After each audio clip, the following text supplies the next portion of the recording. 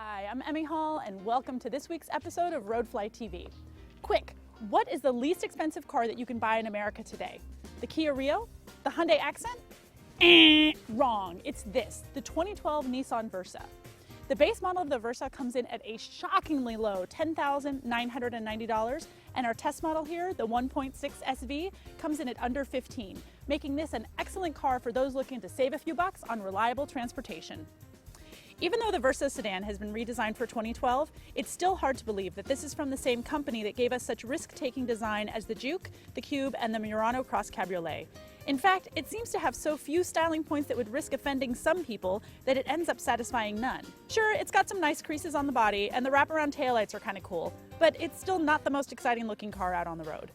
This year's model has got a shorter front overhang, but it has a longer rear overhang, which conveniently gives it just a little bit more trunk space. So I'm able to give the 2012 Nissan Versa a trademark laundry basket rating of 4. But the tree-hugging hippie in me really loves this Pure Drive badge down here.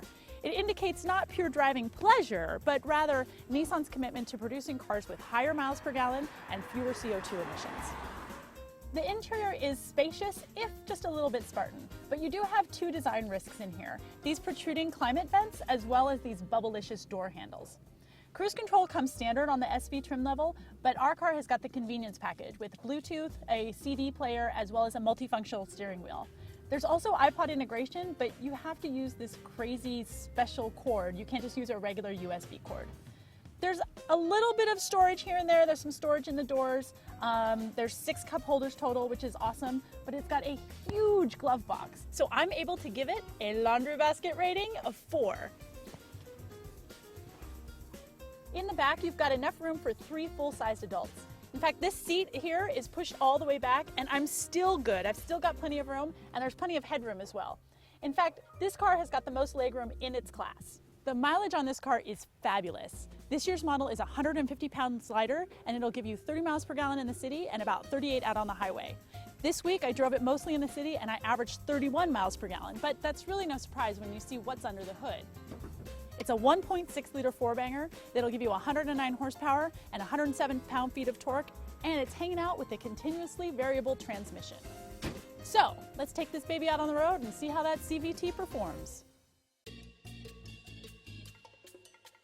So let's chat about this CVT, shall we? First of all, did you know that Leonardo da Vinci actually designed the first CVT back in 1490? It's true. I read it on the internet. But regardless, it's a technology that's been around for a long time. And by allowing for an infinite amount of variability with no fixed gears, it's going to help match the engine speed to your car speed. Now, I would prefer a manual. I said it last week, I'll say it next week, I would prefer a manual. However, I understand it's not everybody's bag. And if you're used to driving an automatic and you get into a car with a CVT, you might think that it's a little off-putting. I mean, when you put your foot into it, the engine just races and it screams like you're killing it. But you're not. It's actually doing its job. It's adjusting the engine speed to give you the optimal power and the optimal acceleration for what you're asking the car to do. As far as driving pleasure, it's fine. It's a little beige napkin-y, but it's fine. You got struts in the front, torsion beam in the rear, so it gives you a fairly decent ride. The seats are pretty comfortable, although I never found a good driving position. Apparently my arms are really short and my legs are really long, because if I was close enough to the steering wheel, I felt like my knees were up my nose, and the steering wheel doesn't telescope. The car does come with variable assist power steering, which is pretty weighty when you're at speed, but it is frighteningly light when you're at lower speeds. Safety-wise, the Versa has got you covered with about 1 million airbags, as well as traction control and vehicle dynamics control, which will help you get you out of any under or oversteer situation you might find yourself in. Additionally, you've got ABS, brake assist, and brake override technology, which will reduce power when the accelerator and the brake are pressed at the same time. Oh, I guess that means no left foot braking. Arrgh!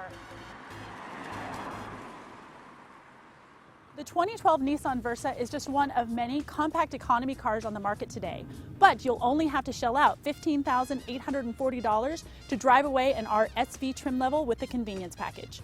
It's made for consumers who value high mileage and low price overall, which is a greater segment of the population than an enthusiast like me would care to admit. That's it for this week. I'm Emmy Hall. Thank you so much for watching. You can join our community by subscribing to our YouTube channel and leaving me your comments. If they are worthy, I will respond. You can like me on Facebook, follow me on Twitter, and you can view the window sticker for the 2012 Nissan Versa on roadflytv.com. Thanks so much for watching. It's really no surprise when you see what's under the hood. You might one day. People, it's cold. Don't you want to go home and go to bed where it's warm? Glove box is huge, so I'm giving it a trademark laundry basket rating of 4. Freezing. My hands are so cold. I'm so cold, pony boy.